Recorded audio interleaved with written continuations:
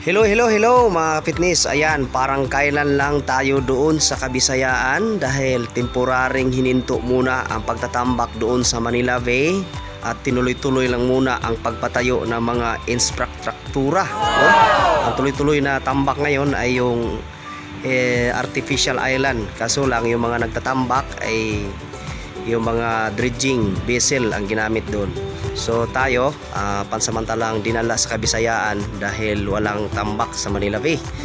Ngayon dahil sa nagkaroon ulit ng order dito sa Luzon, ayan, balik tayo dito sa Butulan, Zambales. So itong kargada natin na ito ay dadalhin natin hindi sa parte ng Manila Bay, kundi ito ay sa loob ng Barangay Basico doon sa Manila, no? Ito aabutan na ng gabi itong loading operation namin na ito dahil hapon na.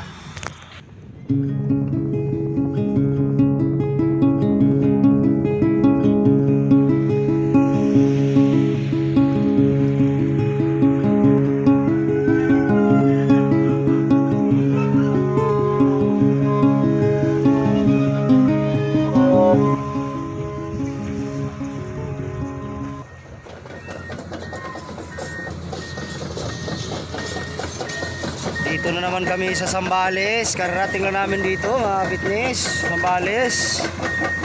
Ang bilis ng panahon.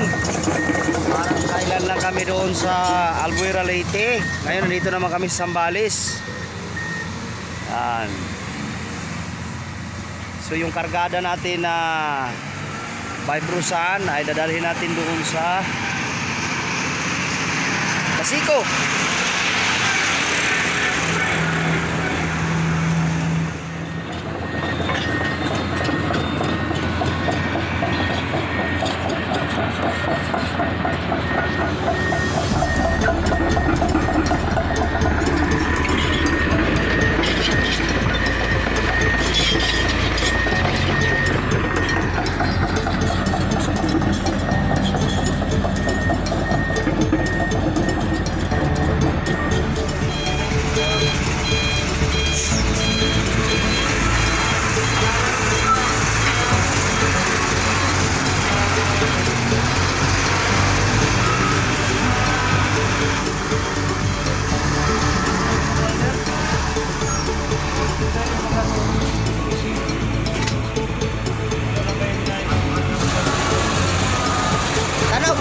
Sama ni Ma'am Tanaw nito na ani.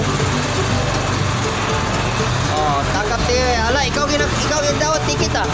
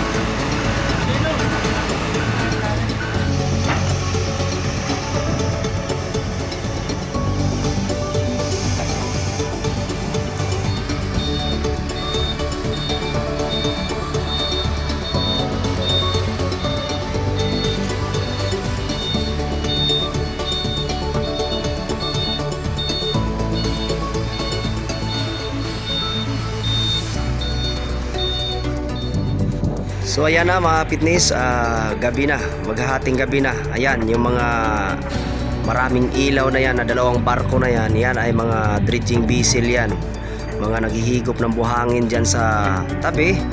At yan ay ibubuga doon sa artificial island, doon sa parte ng Manila Bay, yung sinasabi nilang itatayong artificial island. So yan yung mga dredging vessel na naghihigop ng buhangin dyan. At tayo naman, ayan, tuloy-tuloy yung loading. Inaasahang makaalis tayo bukas ng umaga. So tulog muna tayo mga fitness. tayong mga duty dyan.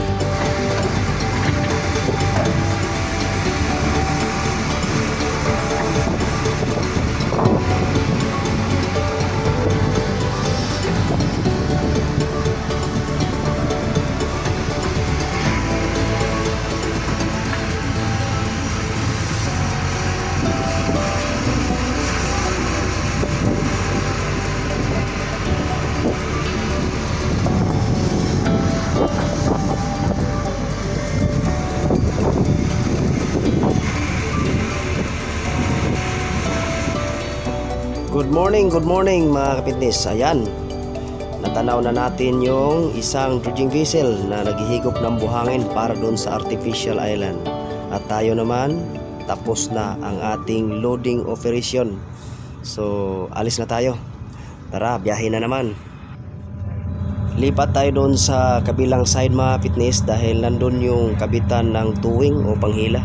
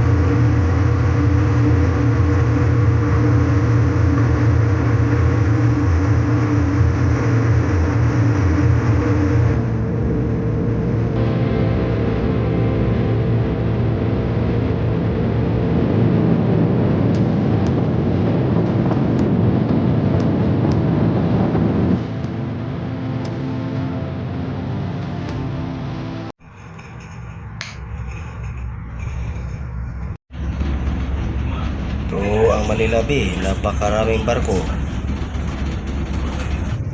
So ito na magbubukang liwayway na.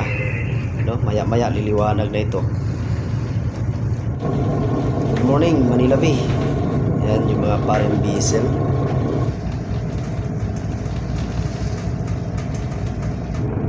So, doble monitor na tayo dito dahil napakaraming nakaangkla na mga barko na posible nating masagi. Ito yung ating simap. Ayan, napakaraming nakaangkla. So, iwas tayo ng kaunti dito sa mga nakaangkla na ito. Dahil yung ating hila malikot. Ayan. So, low tide pa ngayon mga pitlis. Low tide. Daming karga ng mga sasakyan. Ayan si Pars, nakalaglag na yung angkla. Hantay tayo ng high tide para maipasok yan sa Basico.